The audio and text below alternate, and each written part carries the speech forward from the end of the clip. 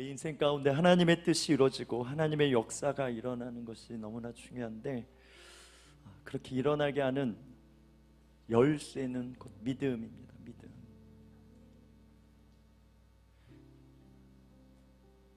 하나님이 왜 먼저 나타나시는가? 하나님 먼저 왜 자신을 보여주시는가? 하나님 왜 먼저 우리를 사랑하시는가? 하나님이 먼저 왜 앞서 행하시는가?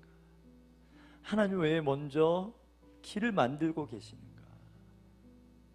하나님 왜 오늘도 두려워 말라, 놀라지 말라, 내가 너와 함께함이라. 다 믿음 때문에 그래요. 이것을 많은 사람들이 경험합니다. 그런데 그 이후에 이제는 우리 믿음이 있어야 돼요. 결국 이 믿음이 일어나서 하나님이 더 하시겠다라는 거예요. 하나님 왜 부분을 보여주신지 아세요? 부분을 보여줘서 우리 믿음이 일어난 이후에 그 믿음 때문에, 그 믿음으로 상급을 주시기 위해서, 믿음이 있어야 상급이 임하니까. 그래서 내가 하는 것 아니라 너가 하는 것처럼, 내가 했지만 너 믿음 때문에 하니까 너 상급이야. 여러분, 이게 축복이고 이것이 하나님의 부르심인 것입니다. 왜 다 해주지 않는가? 다 해주실 수 있는 분인데 왜 다 해주지 않는가? 우리 부모님 너무나 잘 알잖아요. 자녀가 자라나야 되니까, 본인이 깨달아야 되니까, 그렇게 철들어야 되니까 기다려주는 거예요. 철들 때까지. 때로는 친절히 가르쳐주기도 하지만 진짜 말 안 들으면 너 혼난다, 훈육하기도 하고. 결국 믿음이에요. 믿음. 우리 안에 이런 믿음이 일어나는 데 있어서 열쇠는 또 무엇인가? 이 믿음이 너무나 중요한데, 이 믿음을 계속 하나님을 일으켜주기 원하시는데, 그 믿음이 열리는 열쇠가 무엇인가? 그것은 바로 예배입니다. 예배.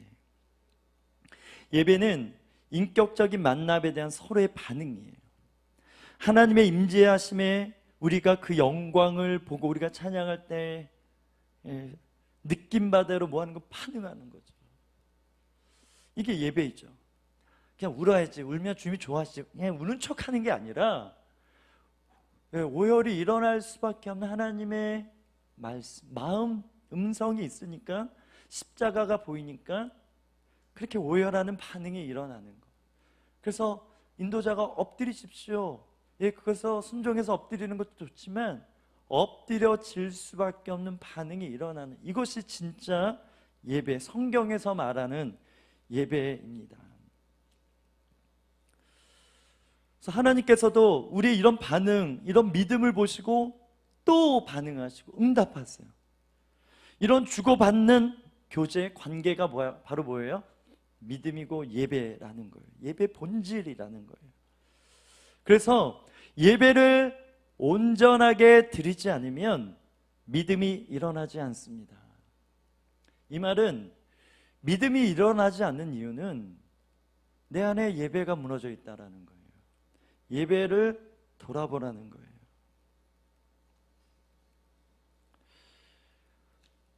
여러분, 왜 이 온전한 예배 안에서 믿음이 일어나는가? 예배 뭐예요? 여러분, 왜 이 말씀 듣습니까? 왜 찬양 그냥 이러면 되지, 왜 가사가 다 있습니까? 왜 그 진리에 입각해서 가사를 쓰고 고백을 하고 이런 말씀을 듣고, 왜 말씀을 읽고 예배적인 삶을 살아갈 때도 말씀이 기준 아니겠어요? 보는 거죠. 보고 알아지고 들려지는 것, 이게 예배예요. 여러분에게 있어서 예배는 무엇입니까? 그냥 이 자리에 와 계셔서 1시간 아니면 길게 1시간 반 있다 가는 게 예배입니까? 다 예배 기준이 있어요. 중요한 것은 왜 예배를 이토록 중요하다라고 얘기하시는가? 왜 예배가 중요하니까 막 사람도 예배하면서 죽어나가기도 하고, 왜 나답과 아비가 왜 죽었어요? 우리 때문에 죽은 거예요. 우리 예배 때문에. 너희들은 이렇게 하지 말라고 순교적으로. 아나니아와 삽비라 예배 헛물하다가 물질 드릴 때도 이렇게 경외함으로, 두려운 마음으로 드려야 된다. 그거를 우리 때문에 그들이 어떻게 보면 순교적으로 시범 케이스로 그들이 먼저 그렇게 아픔을 당한 거죠. 그래서 이런 차원에서 예배는 실제라는 거예요. 알아지고 보게 되고 듣게 되는. 그래서 우리 믿음이 있다라는 것은 이런 감각들, 인격적인 관계 안에서 이런 감각들이기 때문에 교제가 되고 느껴지고 알아지는 지각이 있잖아요. 그런 것처럼 하나님과도 이런 지각, 보기도 하고 알아지기도 하고 들려지기도 하는 이 예배가 너무나 중요하다라는 거예요. 아이였을 때는 본능적인 믿음을 갖게 되죠. 이건 축복이죠. 그런데 커가면서 부모를 향한 변하지 않는 자녀들의 믿음이 일어납니다. 왜 그럴까요? 오랜 시간 사랑받았기 때문에. 믿어주고 격려받고, 우리 하원이 어저께도 아빠 레고를 영화관을 만들어 로봇을 만들고 그러던 차원에서 영화관을 저희가 막 레고로 만들었어요. 여러분은 별로 안 놀라지만 저는 너무 얘가 천재가 아닌가. 근데 뭐 그럴 수 있잖아요. 막 놀라는 거죠. 진짜 하원이 와 이렇게 노력했구나, 최선을 다했구나, 파이팅! 그럼 막 일하고 막 그러면서 막 격려를 받으니까, 사랑을 받으니까, 우리 부모님 나를 이렇게 지지해 주는구나, 믿어주는구나. 하나님께도 이런 지지, 이런 사랑, 이런 믿음, 신뢰를 받아야 우리 믿음이 자라난다라는 거예요. 이것이 하나님 아버지와의 영적인 교제, 이 예배 안에 들려지는 하나님의 마음, 하나님의 음성이 있어야 된다라는 것입니다. 이런 차원에서 우리는 하나님을 어떻게 만나는가에 따라서 우리 믿음이 달라집니다. 예배 가운데 여러분이 하나님을 어떻게 만나는가에 따라서 믿음이 결정되어진다. 지식적으로 만나는 사람은 하나님 지식적으로만 돼요. 행동하는 믿음이 일어날 수 없어요. 지식에 갇혀 있으니까. 누구는 감정적으로만 만나요. 그럼 감정이 동하면 하나님 만났다고 생각해요. 순종까지 가지 않아요. 어떤 사람은 행동 먼저 해요. 베드로처럼 일단 하고 봐. 근데 지식도 감정도 없이 그렇게 할 수 있어요. 나중에 보완해서 지식이 따라오고 감정이 따라와서 온전히 전인격적으로 반응하면 너무나 좋죠. 그래서 지식을 근거로 해서 하나님을 믿는 사람이 있는가 하면 지식적으로만 주님을 이렇게 알고 믿는, 관계 맺는 사람이 있는가 하면 지식을 근거로 해서 여기서 한 발짝 나아가 관계로 체험적으로 만나는 이 두 부류의 믿음의 사람들이 있어요. 여러분은 어떻습니까? 오늘 여러분은 만나셨습니까? 주님이 느껴지셨습니까?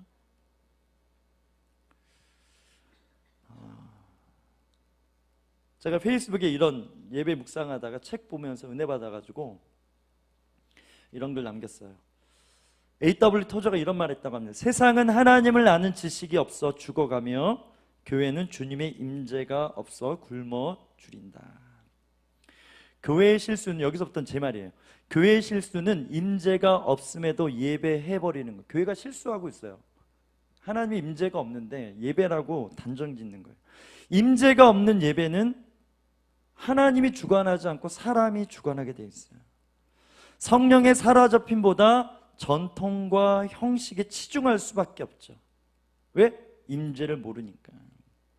임재가 사라진 교회의 특징은 예배 인도자 자신이 하나님의 임재를 가로막고 있다라고 누구도 생각하지 않아요. 목회자나 예배 인도자 날마다 회개할 부분이 이런 부분이죠. 임재를 가로막기도 하고 임재가 있으려고 하는데 자기의 인간적인 것이 드러나서 임재를 뚝 끊어버리는. 참고로 다 제 얘기니까, 여러분 얘기 아니고 제 얘기니까 그렇다고 너무 아멘 막 이러지 마세요. 아프면서 제가 썼던 거예요.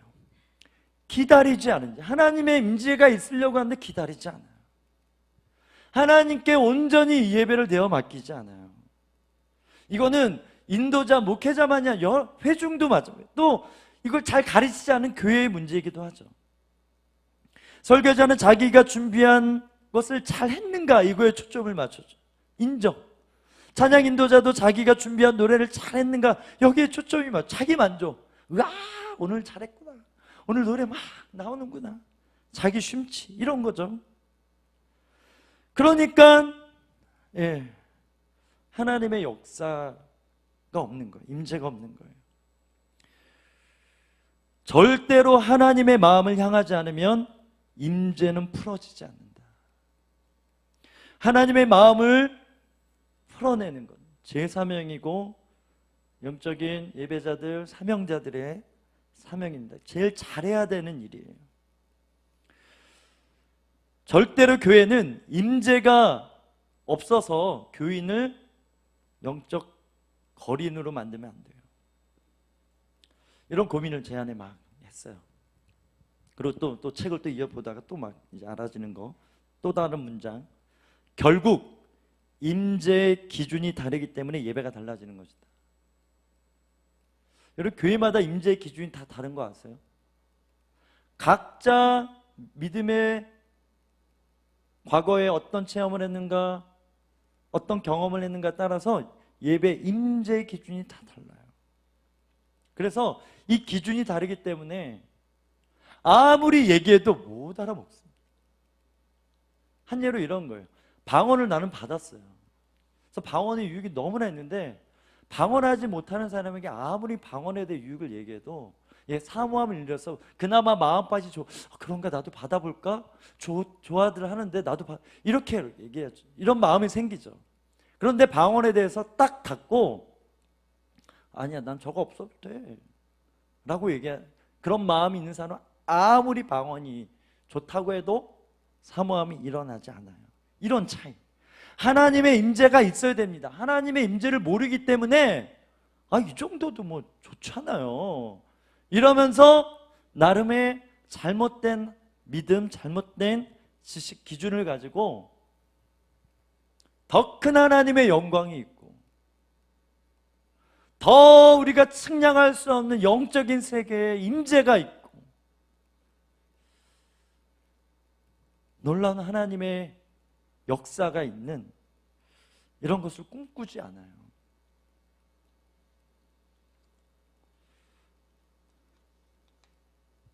예배에 대한 또 다른 정의입니다. 예배는 과거에 하신 일들을 찬양하고, 여러분 한 주간 하나님이 여러분 삶 가운데 행하신 일들 있잖아요. 그래서 저도 이것이 나의 간증하면서 많은 일들이 막 떠오르니까 너무 감사해요. 하신 일들을 찬양하고 주님의 영광을 돌리는 거 하나님이 하셨습니다. 내가 한 게 아니라 하나님이 하셨습니다. 이게 과거죠. 과거에 지나온 시간들을 보면서 그렇게 현재 거룩한 임재, 그렇게 진짜 전심으로 찬양하잖아요. 이 현재 하나님의 임재가 나타나는데 무엇으로? 하나님의 마음으로, 하나님의 음성으로 들려진다는 거예요. 이게 뭐예요? 예언적 예배라는 거예요. 제가 요즘 예언적 예배라는 책을 보고 있는데 너무 예배 교과서, 요즘 제 상태가 그래서 그럴지 모르겠지만 역대껏 제가 읽었던 예배에 관한 수십 권이 있는데 그 중에 톱을 달립니다. 그래서 오늘의 예배가 왜 예언적인가? 미래에 되어질 하나님의 뜻, 그의 나라, 그 의를 이루는데 이 예배로부터 시작된다라는 거예요. 예배에서 시작된 그 믿음이 그 일들을 이뤄내는 시작점이 된다라는 거예요. 그래서 예언적이라는 말이 중요한 거예요. 우리 고린도 14장 4절 말씀인데요, 같이 읽어보겠습니다. 시작. 방언하는 사람은 자신에게 도움이 됩니다. 그러나 예언하는 사람은 교회를 이룹니다. 이롭게 합니다. 도움이 된다는 똑같은 말이에요. 그래서 개역개정은 덕을 끼친다. 방언은 내 영혼에게 덕을 끼치는 거고 예언은 교회, 다른 사람들에게 덕을 끼친다. 그래서 은사는, 방언의 은사는 나를 위한 거고 그 외에 다른 은사들은 다 누군가를 위해서 써야 되는데, 특히 왜 예배가 예언적이라 하면 이 예언적인 예배를 통해서 앞으로 되어질 일들이 보여지기 때문에 그렇다는 거예요. 하나님이 예배 가운데 이상진, 앞으로는 이런 일이 일어날 거야 보여주셨다라는 거예요. 보여주신다라는 거예요. 그래서 예배는 믿음이 일어날 수밖에 없어요.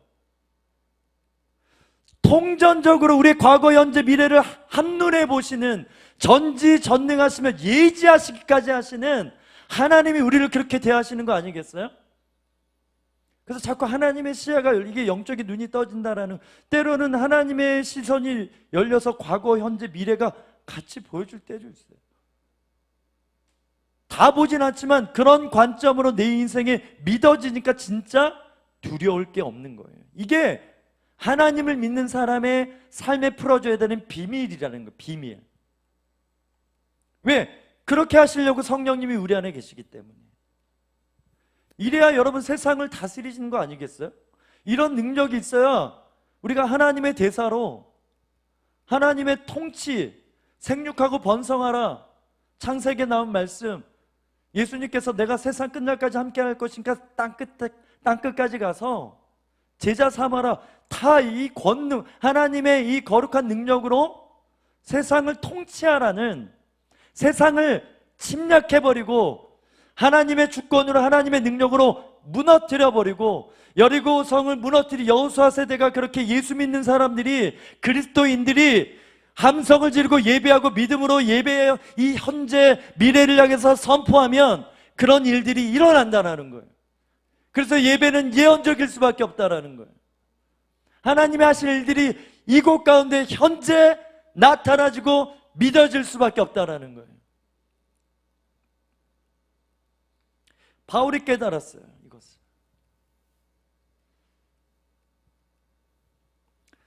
여러분, 온누리교회가 열매 아니겠어요? 여러분, 온누리교회가 선교를 많이 하는 교회가 된 이유는 예배가 뭐하기 때문에? 예언적이기 때문에. 임재가 충만하니까. 임재가 충만할 때 뭐라고요? 이건 꼭 기억해 주세요. 마음과 음성, 이 두 가지 기억하시면 돼요. 임재의 기준은 하나님의 마음이 있는가. 그래서 우리 지난주 찬 주님의 마음이 있는 곳이 지성소예요. 그냥 커튼 하나 이렇게 탁 열고 저문 들어왔다고 지성소, 상징적이야. 그리고 마음 없으면 아무것도 아니에요. 예배가 아니에요. 지성소 아니에요. 주님의 마음이 있는 것, 주님이 마음이 알아지는 것, 그 자리가 예배 자리고 그 자리가 지성소인 거예요. 근데 그 마음이 어떻게? 때로는 몸으로, 감각으로, 지식으로, 음성으로 분명하게 소통이 되듯이 들려진다라는 거예요. 네, 맞아요. 때로는 사단이 그렇게 우리 생각, 그래서 충분히 우리가 영적으로 터가, 그런 신령한 위협, 어떻게 보면 많은 사람은 터부시하는 이유가 이게 잘못되는 사람들이 있으니까, 이걸 잘 받아내지 못해서, 귀신의 소리도 듣고 귀신 소리 듣다가 보니까 다르게 잘못되는 사람 있어요. 근데 그것 때문에 하나님 음성을 닫아버리고 임재를 향해 더 신령한 것을 사모하지 않는다? 딱 사단이 바라는 거라는 거예요. 그래서 교회가 이런 것들을 잘 가르치고 보호해주고 케어해주면서 잘 갈 수 있도록 도와야 되는 거죠. 그렇게 하나님의 임재가 우리 삶 가운데 이 예배를 통해서 부어질 때, 그래서 우리가 두려움을 이겨낼 수 있는 거예요. 갈 바를 알지 못하는 우리 인생 가운데 비록 어디로 가야 될지 모르겠지만 지금 이 자리에서 하나님이 함께 하시기에 믿음으로 모든 것을 이겨낼 수 있는 그런 믿음이 있는 것이죠. 그렇게 하나님의 마음을 많이 받는 사람이 온누리교회 임재 안에 있었기 때문에 주님, 내가 여기 싸우니 나를 선교사로 보내주십시오. 어떻게 하면 저 사람을 선교 보낼까 막 전략 신천지처럼 막 짜가지고, 아니죠. 우리는 예배만 잘 드리면 주님의 마음이 느껴. 누가 저 나라를 위해서 갈고, 누가 이 백성을 위해서 갈고, 마음이 보여지는데 어떻게 안 갑니까? 그래서 예배와 선교는 동전의 양면인 거예요. 왜 선교합니까? 그곳에서 이런 예배자를 세우기 위해서. 그래서 이 땅에 많은 선교사를 갖고 예배자가 세워졌잖아요. 그래서 또 많은 땅 가운데 한국의 많은 청년들이 열방을 밟고 있는 거예요. 그러면 또 그 선교사님이 가서 그 땅에 많은 교회들 예배를 세우겠죠. 그러면 그 땅이 또 선교를 보내는 그런 민족이 되는, 이런 계속 영적인 도미노 현상이 수천 년의 역사 가운데 일어나고 있는 것이죠. 그래서 제가 사모하는 것은 이런 예배를 통해서 우리가 우리가 하나님의 음성, 우리 성령학교도 했고 계속 연속 손상이에요. 우리 믿음이 일어나서 그 믿음을 통해서 하나님의 음성을 듣고 순종하고 반응하는 그런 훈련들이 계속 일어나기를 소망합니다. 왜냐하면 우리 삶이 너무나 치열하기 때문에 그래요. 전쟁에 나가는 소대가 있는데, 그래서 꼭 영화 보면 무전기를 딱 찬 그런 그 한 무전병이 있잖아요. 아, 여기 좌표 어디 여기 폭탄 떨어뜨려 주세요. 그래서 폭격하면 또 여러 번 또 나가고 막 쏘다가 저기 또 쏴주세요. 긴밀하게 소통해서 전쟁이 이겨내듯이 우리 삶에 이렇도록 치열한 영적 전쟁이기 때문에 우리가 얼마나 하나님의 마음을 알아차리고 하나님의 전략이 우리 삶 가운데 알아지고 그것에 얼마나 우리가 믿음으로 반응하는가, 하나님 나라가 확장되어지고 하나님의 전쟁이 일어날 때 승리의 너무나 중요한 요소라는 것입니다.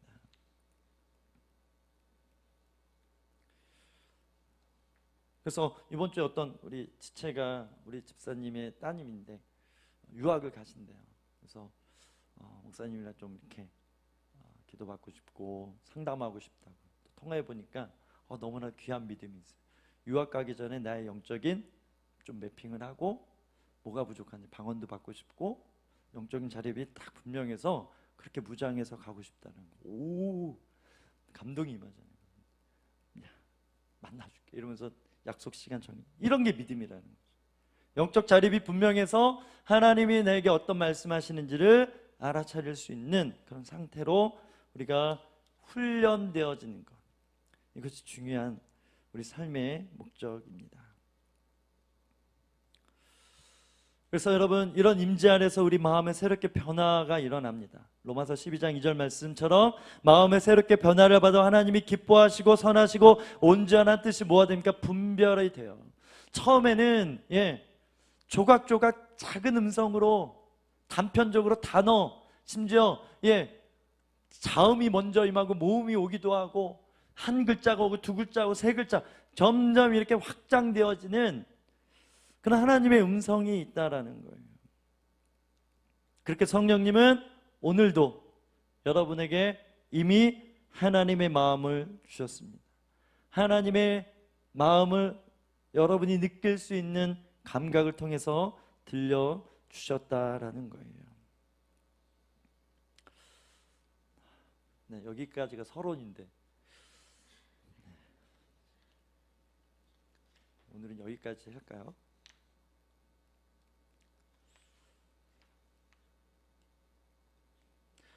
아브라함 얘기 좀 하고, 우리 앞에 충분히 기도하셨죠?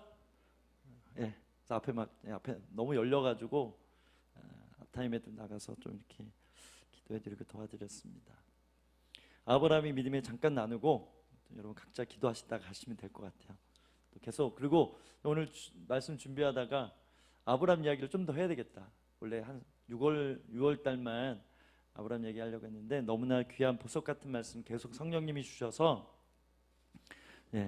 성령 인도하시는 대로 계속 아브라함의 믿음을 통해서 이 기간에 우리 믿음을 잘 점검하고 하나님께서 만들어 주시는 믿음을 이렇게 장착하는 그런 은혜가 있기를 소망합니다. 아브라함, 갈 바를 알지 못하고 갔다. 우리 히브리서 1장 8절 말씀 한번 읽어볼까요? 히브리서 11장 8절 띄워주세요. 시작.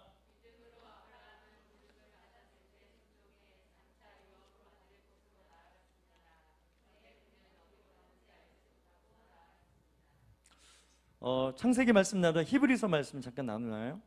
그래서 히브리서 기자는 아브라함의 사건을 어떻게 하는가? 첫 번째, 믿음으로. 다 믿음의 선진들이 믿음으로 했다, 이게 포인트죠. 근데 아브라함은 부르심을 받았는데 순종했어요. 우리가 다 아는 내용이에요. 그래서 유업, 하나님이 주시는 땅, 정해주신 땅으로 나아갔는데, 그런데 이게 중요한 거예요.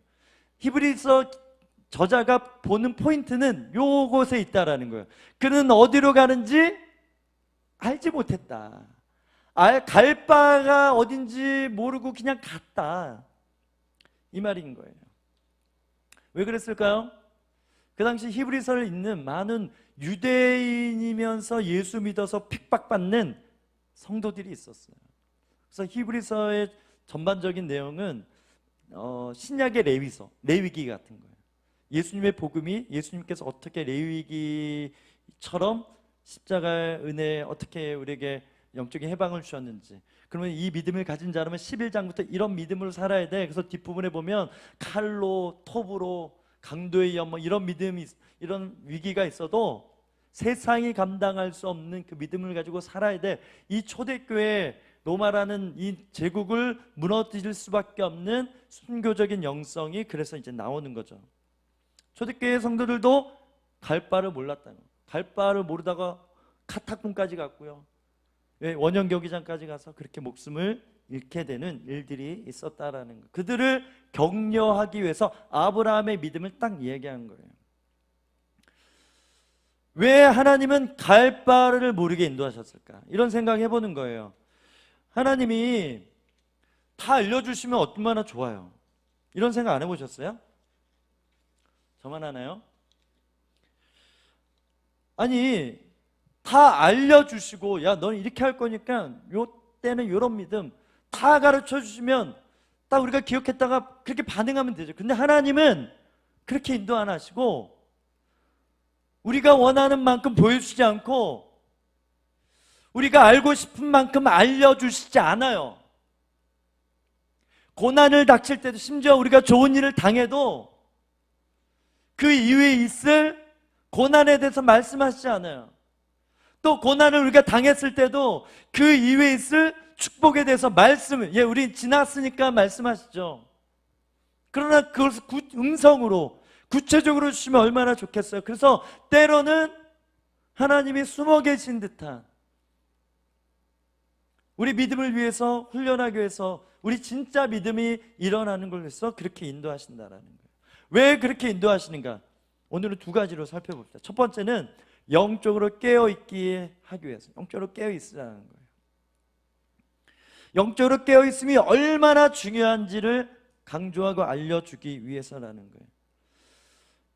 요즘 길을 찾아갈 때 거의 다 내비게이션을 찾고 검색하고 가잖아요. 근데 그것도 한계가 있는 것 같아요. 운전하다가 심지어 누구가 대화하다가 다른 거 음악 듣고 막 딴 생각하다 보면 그 지도만 보고 가기에 가끔 잘못될 때가 있어요. 저도 나름 길 잘 찾는데 실수할 때가 있더라고요. 그래서 나이가 들었나? 이러면서 지도만 보면 안 되겠다. 우리 거룩한 여성이, 거룩한 여성? 모르죠. 근데 여성의 음성이 중요하다. 소리, 원래 볼륨 줄이고 음악 듣고 이렇게 운전하거든요. 요즘 그 소리 100m 이후에서 좌회전 하세요. 이런 소리 있잖아요. 그걸 틀어놓으니까 길을 잘 안 잊어버려요.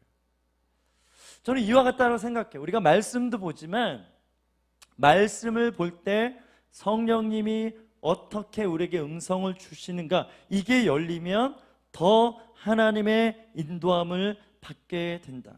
성경을 볼 때 눈으로 지식으로 깨닫는 차원이 있지만 그 깨달음을 통해서 하나님의 음성을 듣는 자라면 이것이 영적인 돌파가 일어났다라고 보는 거예요. 영적으로 예배가 열려서 하나님과 관계가 열린 사람은 성령의 도움을 받아서 하나님의 뭘 듣게 된다? 음성을 듣게 된다. 정확히 하나님의 마음을 느끼게 되고 하나님의 음성이 들려지게 된다. 이것이 뭐예요? 영적인 귀가 열렸다라는 차원이에요. 그런데 순종이 없으면 영적인 귀는 닫혀지게 돼 있어요. 그래서 우리 창세기 12장 1절, 지난주 읽었던 말씀인데 제가 다시 한번 읽습니다. 여호와께서 아브라함에게 말씀하셨습니다. 내 고향 친척 내 아버지 집을 떠나 내가 내게 보여주는 땅으로 가거라. 아까 얘기했던 것처럼 하나님이 다 보여주지 않았어요. 그래서 얼마 후에 있을 다음 신호를 기다리라는 거예요. 얼마 후에 있을 하나님의 사인을 기다리라는 거예요. 여러분, 에녹이 하나님과 동행했다 할 때 이런 태도가 있었어요. 이런 믿음이 있었어요. 순간순간 하나님을 향하고 순간순간 하나님이 주시는 거 아니면 나는 살 수 없다. 아브라함도 마찬가지죠. 아브라함이 믿음의 열국의 아비가 됐던 이유는 이런 태도와 이런 관계로, 이런 예배적인 삶으로 살아갔기 때문이라고 저는 보는 거예요. 여러분 아세요? 이런 하나님의 음성을 사모하지도 않아요. 또 얘기합니다. 잘못 들을까 봐 겁나서. 그럼 막 그렇게 권장하지 않아요. 또 잘못 들을까 봐. 그래서 교회는 많게는 한 90%, 좀 적게 얘기하면 한 75%는 하나님의 음성 없이 살아가요. 그러니까 얼마나 불안해요. 얼마나 갈 바를 더 모르고 살죠. 그러니까 염려, 내 생각, 내 거가 계속 올라오고, 아까 예배 임재가 없어서 막 사람에게 올라가듯이 우리 삶도 하나님의 음성이 없으면, 하나님께 진짜 인도함 받고자 기도를 뚫어내지 않고 영적인 돌파가 일어나지 않으면 그냥 사는 거예요. 그래서 하나님이 때로 갈 바를 모르도록 너 나에게 집중해, 내게 계속 귀 기울여야 돼, 이렇게 인도하신다라는 거예요. 두 번째, 자신의 한계를 넘어서는 믿음을 위해서입니다. 여러분, 아브라함이 부름받을 때 넘어야 될 산이 두 개가 있어요. 첫 번째는 뭐예요? 나이였어, 나이. 예레미야는 저는 너무나 어려요 하면서 어린 나이에 부름받고, 다니엘도 어린 나이에. 근데 모세는 80세. 그러니까 못하겠는 거예요. 나이를 보십시오. 지금 은퇴 지금 해야 되는 나이인데, 지금 목동 서열 제가 1위에 은퇴. 미디안 광해 목동들이 많았을 거 아니에요. 아브라함은 어땠나요? 75세의 음성을 들었어요. 더 다 다져놓고 자녀는 없었지만 나름 부가 있었어요. 아브라함이 조카도 있고 아들 같은 조카 있고 아버지도 있고 다 이렇게 부족함 없이 살았죠. 근데 갑자기 떠나라니까 이것을 본토 친척 그 고향 아비 집을 떠나. 그래서 창세기 이걸 강조하잖아요. 이 믿음이 대단하다. 어찌됐든 이 나이, 뭐 혈기왕성한 나이가 아니니까 이 나이를 극복해야 되는 믿음이 그에게 필요했습니다. 또 두 번째 뭐예요? 하나님이 땅을 주시고 유업을 주신다고 하면, 여러분 뭐 우리나라도 마찬가지죠. 이 강남에 많은, 강동에 있는 많은 땅들이 뭐였어요? 밭이었어요. 밭. 자, 가끔 생각합니다. 저희 어머니, 우리 어머니의 아버지, 그러니까 할아버지죠. 외할아버지가 저 강동 땅에 엄청난 땅 부자셨다고 하더라고요. 근데 우리 삼촌들이 이거를 이렇게 잘 못해가지고 되게 어렵게 갑자기 하루아침에 망했다. 여러분, 제가 이렇게 좋은 차 타고 다닐 수 있었어요. 그거만 아니었으면. 다 밭이었잖아요. 빈 땅에 가서 이 땅 사서 요즘 뭐 투기하는 것처럼 여기 개발될 거니까, 이런 영역에 이런 차원이 아니었어요.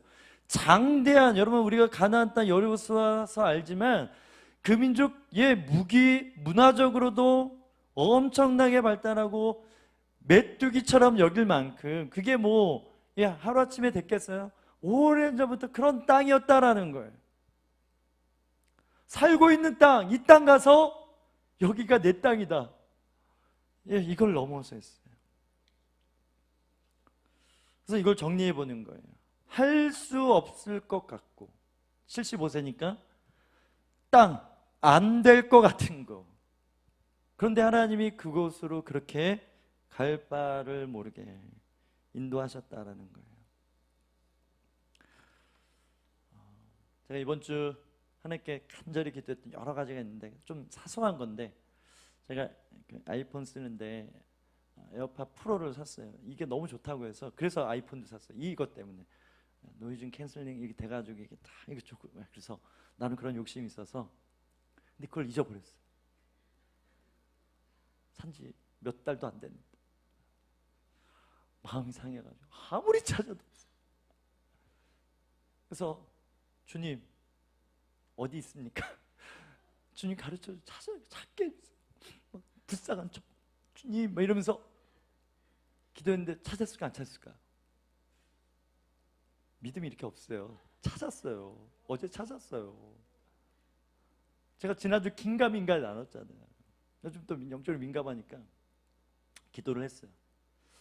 제가 뭔가 막 행동을 하는데 그냥 차에 탁 탔는데 저기 있을 것 같아. 분명히 저기 찾아봤거든요. 찾았더니 있어요. 차에 있었어요. 그래서 아내 어디 갔어 이거 빨리 찾아내줘 막 이렇게 했는데 거기 딱 있더라고요. 저는요 이거 절대로 작지 않다라고 생각해요. 하나님은 큰일, 내 사역 뭐 이런 거만 응답하시는 분이 아니라 우리 일상 가운데 항상 그런 건 아니지만 우리 믿음 때문에 이런 일도 반응하시는 분이시다. 믿으시면 아멘.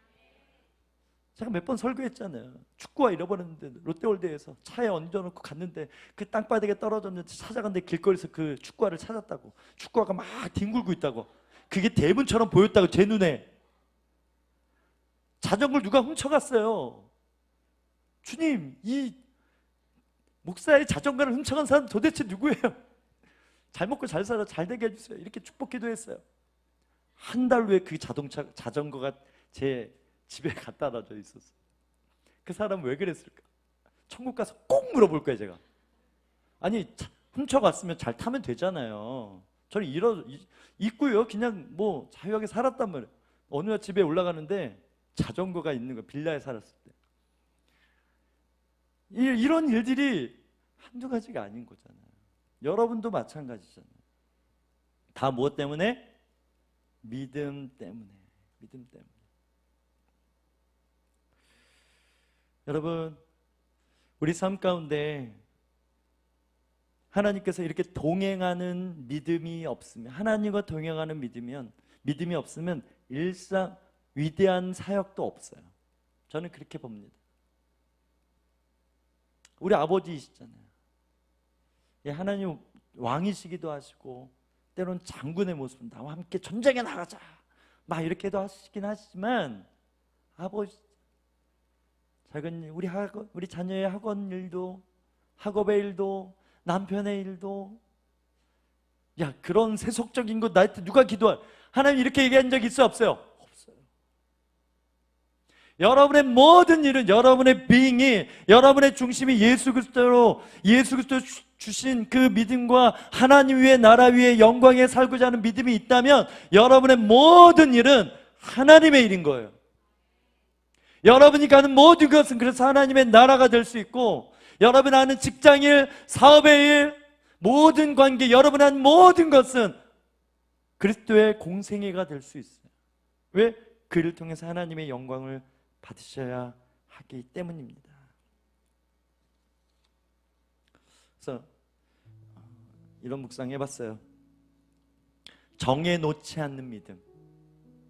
우리의 실수는 하나님의 뜻과 무관하게 미리 정해놓고 이루어지길 기도한다. 이런 사람 말고 주님은 이런 사람을 찾는다. 주님의 뜻을 구하는 자. 갈 바를 알지 못한 상황이지만 갈 바를 알지 못하기 때문에 막혀있기 때문에 하늘이 열렸음을 알고 주님, 주님의 뜻은 무엇입니까? 내 이 상황에서 나는 어떻게 주님의 뜻을 이루어야 됩니까? 그 때로는 먼지만큼 스쳐가는 이렇게 잡아야 되는 주님의 음성 잡았기 때문에 일어나는 믿음이 우리 안에 일어난다라는 거예요.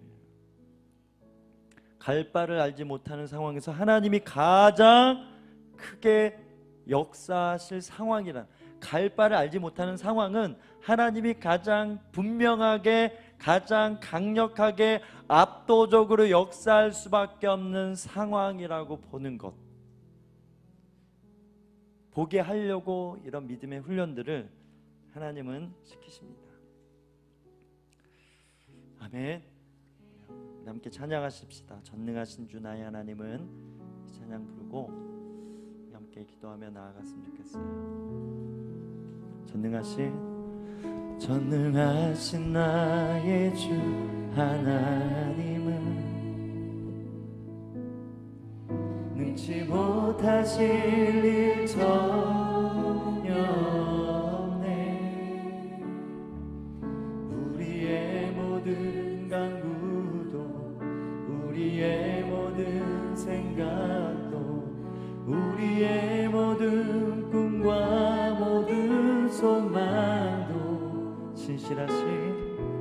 진실하신 나의 주 하나님은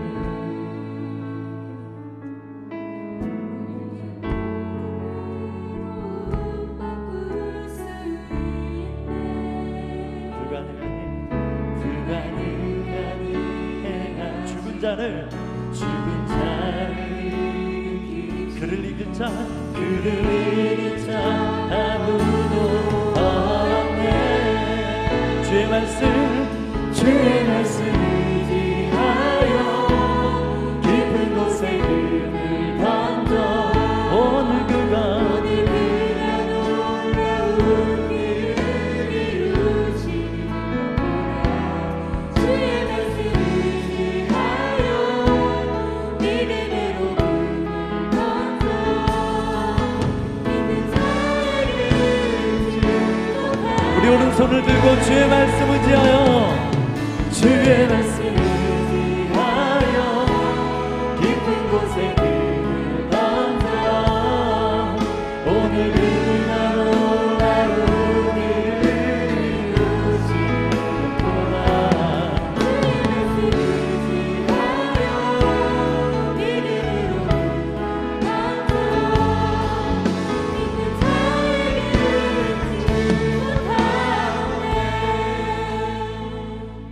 이제부터 한 번만 기도할 거예요. 이 기도 제목 가지고 여러분 10분이든 15분이든 기도하시다 가시면 될 것 같습니다.